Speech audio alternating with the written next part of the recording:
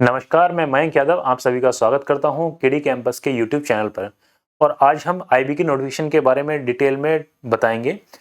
कब फॉर्म निकला है, कब तक भरा जाएगा और कितनी वैकेंसी है उसमें। देखो, आईबी का जो फॉर्म निकला है इसके बारे में बता दूं आपसे। पहली बात तो ये मिनिस्ट्री ऑफ होम अफेयर के अंतर्गत आता है, मतलब जो इसकी वैकेंसी है वो सेंट्रल गवर्नमेंट से ही ऑपरेट होती है। ठीक है। फॉर्म की जो डेट दे रखी है वो आपको दे रखी है ऑनलाइन रजिस्ट्रेशन के लिए 25/11/2023 से लेके 15/12/2023 तक। ध्यान रखना, आप इस डेट तक का वेट बिल्कुल भी मत करना, उससे पहले ही आप फॉर्म भर देना, क्योंकि कहीं ऐसा ना हो कि लास्ट के टाइम पे आप सभी सोचे कि हाँ लास्ट के टाइम पे भरना है हमें फॉर्म।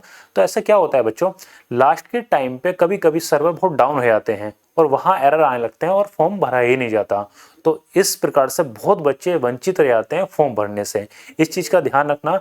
और आप हमेशा ध्यान रखना, किसी भी कंपटीशन के जब फॉर्म निकलते हो तो फॉर्म निकलने के 5-6 दिन बाद अच्छे से नोटिफिकेशन को पढ़ते हुए, सारी चीज़ों का ज्ञान प्राप्त करते हुए, जहाँ जहाँ आपको चीज़ें नहीं पता उनके चीज़ें में आप एक बार मालूम कर लें क्या क्या चीज़ें हैं, और फिर उस फॉर्म को भरना स्टार्ट कर दें। आप ज़्यादा टाइम नहीं लगाएं उसमें कि लास्ट डेट तक आप इंतजार करें।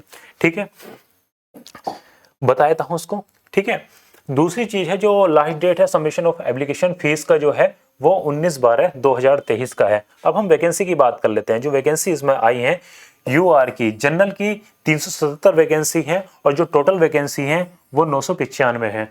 ध्यान रखना, जनरल की जो वैकेंसी है 377 है, ईडब्ल्यूएस की अलग दे रखी है, ओबीसी की अलग, एससी एसटी, और कंप्लीट जो वैकेंसी है वो आपकी 995 वैकेंसी है। अब एक चीज और बता देता हूं, इस फॉर्म को कौन कौन भर सकते हैं। इस फॉर्म को पहली बात, आप ग्रेजुएट हो, आपकी ग्रेजुएशन कंप्लीट हो गई हो, किसी भी यूनिवर्सिटी से आपने ग्रेजुएशन की हो तो वो ग्रेजुएशन आपकी कंप्लीट हो चुकी हो, वो बच्चा भर सकता है।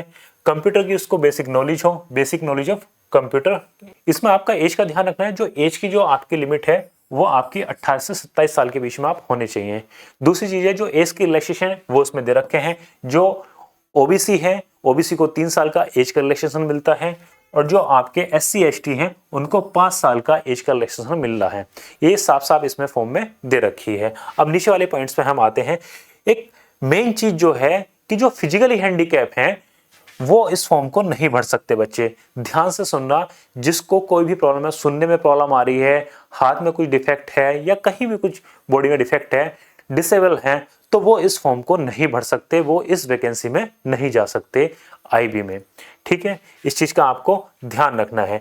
इन्होंने साफ साफ बोल दिया है वैकेंसी के बारे में कि वैकेंसी आपकी घट बढ़ सकती है। हो सकता है कि आपकी वैकेंसी 1000 प्लस हो जाए, हो सकता है 900 से कम हो जाए। इस चीज का ध्यान रखना है, बाद में कोई ऑब्जेक्शन नहीं करे, इसलिए इन्होंने नोटिफिकेशन में पहले ही डाल दिया। वैकेंसी इंक्रीज हो सकती है, चेंज हो सकती है, डिक्रीज हो सकती है, कुछ भी हो सकता है इसमें। ठीक है जी। अब अगली चीज पर आ जाते हैं कि आपका जो क्वालिफिकेशन है, जो आपकी क्वालिफिकेशन की डिग्री है, मतलब जो क्वालिफिकेशन इसमें मांगा है, क्या मांगा है आपका, ग्रेजुएशन। वो ग्रेजुएशन की आपकी 15/12/2023 तक आपकी आ जानी चाहिए, वो आपके पास डिग्री होनी चाहिए। इस मेन चीज का आपको ध्यान रखना है। अब एक मेन चीज और है, मैं बता देता हूं कि आप इसमें पूछोगे कि सर्विस कहाँ होती है, मतलब आपको पोस्टिंग कहाँ मिलना है। तो बेटा, आईबी की एक ऐसी जॉब है जहां भारत सरकार आपको कहीं भी उठा के डाल सकती है। डिफरेंट डिफरेंट टास्क आपको दिए जाते हैं इस जॉब में, वो आपको कंप्लीट करने होते हैं। हो सकता है वो फील्ड जॉब हो सकता है वो डेस्क जॉब हो। तो ऑल ओवर इंडिया इसकी पोस्टिंग का प्रावधान है। ऑल ओवर इंडिया आपकी कहीं भी पोस्टिंग हो सकती है। इस चीज का आपको ध्यान रखना है। जो होम सीकर हैं, जिन्हें लगता है कि मुझे घर के पास ही जॉब चाहिए, वो नहीं भरें इस फॉर्म को। जिन्हें लगता है कि हाँ मेरे को डिफरेंट चैलेंजेस लेने हैं लाइफ में और इंटरेस्टिंग बनानी है लाइफ, तो इस फॉर्म को भर सकते हैं, उनके लिए बहुत अच्छा है। और अब बात करते हैं इसके एग्जाम पैटर्न की। एग्जाम पैटर्न क्या रहता है। सबसे अच्छी अपॉर्चुनिटी उनके लिए है जो एसएससी की तैयारी कर रहे हैं, क्योंकि इसमें कोई भी सिलेबस ऐसा नहीं है जो आपने एसएससी में पढ़ा हो और इसमें डिफरेंट है। सेम सिलेबस है, बस इसमें थोड़ा सा सिस्टमेटिक वे में दे दिया गया है। जैसे आपका टीयर 1 होगा, टीयर 1 आपका 100 नंबर का होगा। ठीक है जी, 1 घंटे का होना है, 100 मार्क्स का आपका होना है। अब क्या है, उन्होंने दे रखा है कि 5 पार्ट रहेंगे आपके, 1 2 3 4 5। 5 पार्ट रहेंगे और ईच पार्ट में से आपके 20 क्वेश्चन रहेंगे और 1 नंबर का एक क्वेश्चन है। अब आप कहोगे एसएससी की तरह आप बता रहे थे, तो एसएससी में तो 4 ही होते हैं, मैथ्स, इंग्लिश, रीजनिंग और जीएस। देखो एसएससी में क्या होता है, जब आप जीएस पढ़ते हो तो आजकल क्या है, स्टैटिक और करंट को भी आपको पढ़ना पड़ता है। इन्होंने क्या है कि उस करंट अफेयर को बिल्कुल अलग कर दिया है। करंट अफेयर हो गया आपका, जनरल स्टडी हो गया आपका, मैथ्स हो गया आपका, रीजनिंग हो गया आपका और इंग्लिश हो गया। ये 5 को कैटेगराइज कर दिया है। 20-20 क्वेश्चन आपके सबके आने हैं। 1 नंबर का एक क्वेश्चन इसमें आने वाला है। 1 घंटे का आपका पेपर होगा, समझे। अब नीचे जाते हैं निगेटिव मार्किंग के लिए कि भाई इसमें क्या है कि रॉन्ग क्वेश्चन हम करेंगे तो क्या निगेटिव मार्किंग भी है? बिल्कुल है। आपको 1/4 निगेटिव मार्किंग के मार्क्स कटेंगे अगर आपने एक क्वेश्चन गलत आप कर रहे हो तो, ठीक है। अब क्या होता है कि जैसा आपने टीयर 1 दिया, टीयर 1 के बाद क्या कोई और पेपर भी होना है? बिल्कुल होना है। टीयर 1 के बाद आपका एक डिस्क्रिप्टिव का पेपर होना है। अब आप कहोगे कि सारी वैकेंसी से जितनी भी बी, सी, डी ग्रुप की वैकेंसी थी उनसे इंटरव्यू हटा दिया गया है मोदी सरकार ने, लेकिन कुछ जॉब ऐसी हैं जिसमें इंटरव्यू अभी कंटिन्यू है, जिसमें देखा जाता है कि आपकी मेंटल एबिलिटी उतनी है कि एक टाइम पे आपको कोई टास्क दिया गया और आप उसे एट ए टाइम कर पा रहे हो या नहीं कर पा रहे हो, आप में इतनी डिसीजन लेने की क्षमता है कि आप एट ए टाइम उस चीज का आप डिसीजन लेके और आप चीजों को आगे कर पाओ और सेफ रूप में बाहर निकल के आ जाओ, ठीक है। अब आते हैं टीयर 2 के बारे में। टीयर 2 है क्या? टीयर 2 में क्या है कि आपको डिस्क्रिप्टिव पेपर देना होगा और आपका इंग्लिश कॉम्प्रिहेंशन और प्रेसेस, ये सारा चीज आपको लिखना होता है। 1 घंटे का आपका पेपर होता है और 50 मार्क्स का ये रहता है। आपको 1 घंटे में लिखना होता है और 50 मार्क्स इसमें मिलते हैं। जिसमें आपका ऐसे हो गया वो आपका 30 मार्क्स का, इसमें भी कैटेगराइज कर रखा है। एक तो आपका ऐसे का रखा है जो अलग से डिफाइन कर रखा है, 30 मार्क्स का आना ही है। इंग्लिश कॉम्प्रिहेंशन प्रेसेस वो आपका 20 मार्क का इसमें दे रखा है कि 20 मार्क का वो आएगा। 2 पोर्शन आएंगे आपके, एक 30 का एक 20 का, तो हो गया आपका 50 का जो 1 घंटे में आपको करना होगा। लास्ट स्टेज जो आती है वो आती है आपके इंटरव्यू की। इंटरव्यू आपका 100 मार्क्स का, जिसको टीयर 3 या आपको इंटरव्यू बोल सकते हो, टीयर 3 या इंटरव्यू बोल सकते हो, वो आपका 100 नंबर का रहता है। अच्छा, अब आप कहोगे कि इंटरव्यू तो सारी जॉब से हटा दिया गया है, इस जॉब में क्यों रखा है? बेटा आज भी कुछ जॉब ऐसी हैं जिसमें इंटरव्यू अभी चल रहा है। वो ऐसी जॉब होती है कि देखा जाता है कि मेंटल एबिलिटी सामने वाले की कैसी है। कहीं ऐसा तो नहीं वो रट्टू तोता है, रट के आया और सारे क्वेश्चन कर दिए और अच्छी मेरिट पे वो लेके जा रहा है चीजों को और सिलेक्शन लेके चला जा रहा है, और कहीं उसको फील्ड में भेजा या डेस्क जॉब में भेजा या कोई टास्क दिया, वो एट ए टाइम उसका सॉल्यूशन ही नहीं कर पा रहा है। तो इस कंडीशन के लिए क्या होता है कि इस कंडीशन में इंटरव्यू पैनल उस चीज को जज करता है कि क्या सामने वाले कैंडिडेट में वो एबिलिटी है कि जो डिसीजन मेकिंग हो, डिसीजन पावर रखता हो, अच्छा डिसीजन लेके प्रॉब्लम को सोल्व कर सकता हो। इसलिए कुछ जॉब ऐसी होती है जिसमें अभी भी इंटरव्यू कंटिन्यू कर रखा है। अब आते हैं इसमें सिलेक्शन प्रोसीजर की। इसमें है क्या? देखो जैसे मैंने आपको पहले ही बताया था, एक तो पहली बात 1/4 निगेटिव मार्किंग रहनी है और टीयर 1 में जो आपने 5 सेंटर भरे हैं, 5 सेंटर में से आपको 1 सेंटर मिल जाएगा जहां आपको पेपर देने आना है, ठीक है। आप जैसे इसमें क्या होता है, मार्क फॉर रिव्यू में आपने क्वेश्चन पे कर दिया कि मार्क फॉर रिव्यू। अगर लास्ट में आपने सबमिट कर दिया और टाइम हो गया तो मार्क फॉर रिव्यू वाला जो क्वेश्चन है वो आपका कंसिडर नहीं किया जाना, ठीक है। कभी आप कहो कि वो क्वेश्चन मेरा सही था और वो मार्क क्यों नहीं जुड़े, तो वो नहीं किया जाएगा आपका कंसीडर। अब अगले पॉइंट्स की तरफ बढ़ते हैं। तो उन्होंने कह रखा है कि आपके 100 में से मार्क्स बनने हैं, ठीक है। मिनिमम क्या होना चाहिए, UR 35 नंबर आने चाहिए 100 में से, ठीक है। OBC 34, SC ST के 33, EWS 35। देखो ये इन्होंने मिनिमम दे रखे हैं। आप ये सोच रहे हो कि इतने में क्वालिफाइंग करके आपको टीयर 1 के बाद टीयर 2 की कॉल लेटर आ जाएगी, वो नहीं आने वाली, ये मिनिमम है। आपको मैक्स से मैक्स जो है वो आपको अचीव करना है, वो अगले पॉइंट में आपका क्लियर हो जाएगा। देखो अगले पॉइंट में है क्या, जिस बच्चे ने टीयर 1 का एग्जाम दे रखा है, टीयर 2 में उसके 10 टाइम्स जो बच्चे हैं उन्हीं को बुलाया जाएगा। तो आप कभी इस भ्रम में रहें कि 35 नंबर ला के हमें बुला लिया जाएगा, नहीं बुलाएंगे। जो टॉप के बच्चे हैं उनकी जो वैकेंसी है 10 टाइम्स, उन बच्चों को बुलाया जाएगा टॉप के बच्चों में से।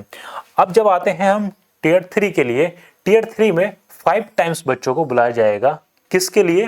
वो बुलाया जाएगा आपको इंटरव्यू कॉल के लिए, क्योंकि पहला पेपर तो आपका क्या था, आपका मैथ्स, इंग्लिश, रीजनिंग, जीएस और करंट अफेयर का था, जो 100 मार्क्स का ऑब्जेक्टिव पेपर था। तो वो उसको जो पास करेगा 10 टाइम्स जो बच्चे होंगे वो एसे पैसेज और कॉम्प्रिहेंशन के लिए जाएंगे, ठीक है। उसका 5 टाइम्स जो होगा वो आपके जाएंगे इंटरव्यू के लिए, ठीक है। समझ में आई इतनी बात।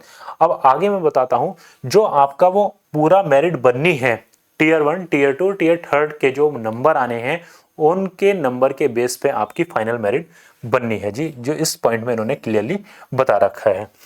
उसके बाद होगा क्या, आपकी मेरिट बन गई तो आपको डॉक्यूमेंट वेरिफिकेशन और मेडिकल इन दोनों के लिए बुलाया जाएगा।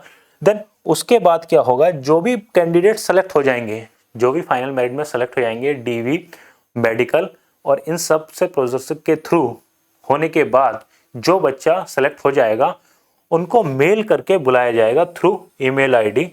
अब एक चीज ध्यान रखना, जब भी आप अपना फॉर्म भर रहे हैं तो अपनी मेल आईडी ही भरें और उसको आप चेक करते रहें। कहीं ऐसा ना हो कि आपके पास कॉल लेटर आया और आपने मेल आईडी खोल के नहीं देखी, या आपने किसी कैफे वाले से फॉर्म भरवाया और कैफे वाले ने क्या हुआ कि अपनी मेल आईडी डाल दी, तो आपको तो पता ही नहीं चलेगा कि आपके लिए कॉल लेटर आया नहीं आया। देखो होता क्या है, ईमेल से बुलाते क्यों हैं, ईमेल से बुलाना एक तो सारा डिजिटलाइज हो रहा है सारी चीज, और दूसरी चीज है ये आईबी एक ऐसा विभाग है, खुफिया विभाग है, तो इसमें क्या है कि सबको बताना नहीं होता कि आपका सिलेक्शन हो गया है। ये बाद में आपको ट्रेनिंग में सारी चीजें बताई भी जाएंगी कि आपको नहीं बताना आस पड़ोस वाले को या किसी को कि आप आईबी में काम करते हो, ठीक है। इसलिए आपको मेल के थ्रू बताया जाता है इसमें। अब आते हैं हम अगले प्रोसीजर की ओर कि भाई पोस्ट के बारे में, अलायंस के बारे में, सैलरी के बारे में। मेन मुद्दे की बात तो ये है भाई, सैलरी कितनी मिलती है। पहली बात मैं आपको बता दूं, ग्रुप सी की जॉब है नॉन गजेटेड, गजेटेड पोस्ट आपकी नहीं है। दूसरी चीज, इसमें जो 7 लेवल जो आपकी है वो उसके थ्रू आपकी इनकम मिलती है 44,900 से सरकार देती है। देखो मैं पहले ही आपको एक चीज क्लियर कर दूं, इसकी जो सैलरी है वो एसएससी में जैसे आप कोई भी इंस्पेक्टर पोस्ट पे जाते हो उससे ज्यादा सैलरी आपको आईबी में मिलनी है, ठीक है। क्योंकि मैं बताता हूं, जो बेसिक पे है वो आपकी 44,900 है। फिर आपका डीए हो गया, डियरेंस अलाउंसेस, वो आपको मिलने हैं 46%। ध्यान से देखना, एक एसएसए होता है आपका, एसएसए होता है, एसएसए क्या होता है आपका, स्पेशल सिक्योरिटी अलाउंस, ठीक है जी। इसमें क्या होता है कि जो आपकी बेसिक है, जो आपकी बेसिक है उसका 20% आपको मिलना है। ये आपको अदर जैसे आप एसएससी की पोस्ट में भरते हैं तो उसमें आपको ये नहीं मिलता है, इसलिए मैं कह रहा था कि आपकी सैलरी एसएससी वालों से ज्यादा होनी है, ठीक जी। अब आते हैं एचआरए। एचआरए आपका हाउस रेंटल अलाउंस हो गया, ये आपको मिलना है। देखो 3 टाइप की सिटी होती हैं, एक्स वाई जेड, ठीक है, उसके हिसाब से आपको मिलना है। आपका एक्स सिटी में है तो ज्यादा मिलेगा, वाई में थोड़ा कम मिलेगा, जेड में है तो आपको और कम मिलना है। इस चीज का आपको ध्यान रखना है। ट्रांसपोर्टेशन का आपका मिलना है, ठीक है। और जो आपका एनपीएस होता है वो आपका 14% हमेशा कटता रहेगा। इस चीज का आपको ध्यान रखना है, ठीक है। कुछ चीजें हैं जो इसमें आपको अच्छी मिल जाती हैं। देखो होता क्या है कि इन्होंने क्या दिया है कि 30 डेज जो आपने काम किया है, मैं बताता हूँ। जैसे क्या है कि इसमें आपकी 5 डे वर्किंग होता है, मंडे से लेके फ्राइडे तक, सैटरडे संडे की आपकी छुट्टी होती है। आपका मन है यार कि मेरा मन नहीं लग रहा रूम पे, चलो ऑफिस ही चले आते हैं, काम कर लेते हैं। सैटरडे संडे आपने काम कर लिया, या आपको किसी एक अच्छे टास्क के लिए भेजा गया है कि आपको ये टास्क कंप्लीट करके आना है, तो उसमें छुट्टी नहीं होगी आपकी, सैटरडे संडे भी आपको काम करना पड़ेगा। तो क्या होता है कि आपने पूरे साल में जितने सैटरडे संडे काम किया, अगर मैं मानता हूं कि आपने सैटरडे संडे आपने 40 सैटरडे संडे काम किया, कुल मिला के 40 सैटरडे संडे हो रहे हैं, तो आपको ओनली 30 डेज की ही मिलेगी, 30 डेज की। इस चीज का ध्यान रखना है आपको, और आपने नहीं किया तो नहीं मिलेगी। अब क्या है कि आपने अगर 30 डेज ही सैटरडे संडे मिला के काम किया है तो आपको पूरे का पूरे 30 डेज का ही आपको मिलना है। इस चीज का ध्यान रखना। अगर आपने 20 का किया है तो आपको 20 का ही मिलेगा, फिर 30 का नहीं मिलने वाला। कभी आप सोचो कम करके मेरे को ज्यादा मिल जाए। एनुअल इंक्रीमेंट आपके होने ही, आपको पता ही है, ये सभी जॉब में होता है, गवर्नमेंट जॉब में, ठीक है। और मेडिकल फैसिलिटी भी आपको बहुत अच्छी मिलने वाली है। देखो क्या होता है कि जैसे CGHS और AMA, ये आपको जो पैरामिलिट्री फोर्सेस होती हैं उनको मिलता है, ये भी आपको इस जॉब में मिलने वाला है। LTC, लीव ट्रेवल अलाउंस, ये भी आपको मिलना है। लीव ट्रेवल अलाउंस होता क्या है, अब मैं बता देता हूं आपको। जैसे क्या है कि आप हो और आपके ऊपर जो डिपेंडेंट फैमिली है वो कहीं घूमने जाना चाहती है, मान लो कश्मीर जाना चाहती है, नॉर्थ ईस्ट जाना चाह रही है, केरल में जाना चाह रही है, तो जो आने जाने का ट्रेवल का खर्चा होता है वो सरकार देगी। देखो क्या हो, अभी आप हो बेरोजगार, ठीक है, आपने अप्लाई किया फॉर्म के लिए, आपकी जॉब गई लग, ठीक है जी। जॉब लगने के बाद क्या होगा, आपकी शादी होगी, आपकी शादी होगी तो फिर आप हनीमून के लिए कहीं जाओगे, तो जो हनीमून का खर्चा होगा आपके और आपकी वाइफ जो जाएगी उसका खर्चा भी सरकार देगी, ठीक है जी। देन उसके बाद क्या होगा, आपके बच्चे होंगे, बच्चों के साथ जब आप पिकनिक पे जब जाओगे कहीं बाहर, तो भी आपका, आपकी बीवी और आपके बच्चे का खर्चा भी सरकार देगी। ये होता है लीव ट्रेवल अलाउंस। इस चीज का ध्यान रखना। जो आपकी बच्चे की एजुकेशन है उसका भी पैसा सरकार आपको देने वाली है। ये सारी चीजें आपको सरकार देगी। इस जॉब में इतना बेनिफिट आपको मिलने वाला है। अब क्या है कि जैसा कुछ बच्चे हैं उनके सेम नंबर आ रहे हैं, कुछ बच्चे हैं जिनके सेम नंबर आ रहे हैं, अब क्या होगा, एक असमंजस की स्थिति आती है कि किसको लें या किसको नहीं लें। तो उन्होंने साफ कर दिया है ये किसको कंसीडर करने वाले हैं। पहली बात, वे टायर 3 के मार्क्स देखेंगे, टियर 3 के मार्क्स देखेंगे। देन उसके बाद जिसके नंबर ज्यादा होंगे उसको कंसीडर करेंगे। अगर उसके बाद भी सेम आ रहे हैं फिर टियर 2 के देखेंगे। अगर उसमें भी सेम है फिर टियर 1 के देखेंगे, जो नॉर्मलाइज मार्क है उसमें से देखेंगे। देन उसमें भी सेम है, इक्वल आ रहे हैं, देन उसके बाद डेट ऑफ बर्थ से देखेंगे, ठीक है। जो ओल्डर कैंडिडेट होगा उसको हायर प्रायोरिटी पे आप रखेंगे, मतलब आईबी वाले हायर प्रायोरिटी पे उसको रखेंगे जिसकी एज ज्यादा हो रही है, क्योंकि उसे भाई नौकरी की पहले जरूरत है। आप तो मेहनत द्वारा भी कर लोगे कम एज वाले। उसके बाद वो भी अगर सेम है, उसके बाद इतना भी सेम हो जाता है तो अल्फाबेटिकली ऑर्डर में देखते हैं नाम के हिसाब से। जैसे मेरा नाम अंकित है, ठीक है, सामने वाले का नाम मयंक है, तो होगा क्या, अंकित को पहले प्रेफरेंस दी जाएगी और मयंक को बाद में दी जाएगी। अल्फाबेटिकल जो पहले आएगा उसको पहले प्रेफरेंस दी जाएगी। इसमें साफ साफ ये इन्होंने दे रखा है। अब आती है आपकी फीस की बात। तो कितनी फीस लगनी है, देखो इसमें 2 कंपोनेंट्स में आपको फीस देनी है। पहली बात, जो एग्जामिनेशन फीस है वो आपकी 100 रुपये है, 100 रुपये आपको पेड करनी है। जो रिक्रूटमेंट प्रोसेसिंग चार्ज जो होते हैं आपके, वो 450 रुपये आपको देने होते हैं। ये पूरा डिटेल में मैंने आपको बता दिया। और इस नोटिफिकेशन में जो इंपॉर्टेंट पॉइंट्स थे वो मैंने आपको डिस्कस किए हैं। जैसे एग्जामिनेशन सेंटर वो थे, वो आप जब ओरिजिनल नोटिफिकेशन पे जाओगे तो उसमें सारे पॉइंट्स आपको मिलेंगे। ये मैंने एडिट करके पूरी पीडीएफ बनवाई थी आपको समझाने के लिए, बिल्कुल शॉर्ट में, जो आपके मतलब की चीज़ें थी और जो फॉर्म भरते हुए आपको चीज़ें ध्यान में रखनी है। सेंटर आपको ध्यान में रखनी है, सेंटर का और एक मिल जाएगा आपको ओरिजिनल पीडीएफ में से, वहाँ से आप निकाल लें और आप अच्छे से पढ़ के फॉर्म को फिर फिल करें। और नेक्स्ट वीडियो में मैं आपको बताऊंगा कि आईबी की जॉब में होता क्या क्या है और क्यों ये अच्छी है, किन किन के लिए अच्छी है और किन किन को इस जॉब में जाना चाहिए। Thank you very much.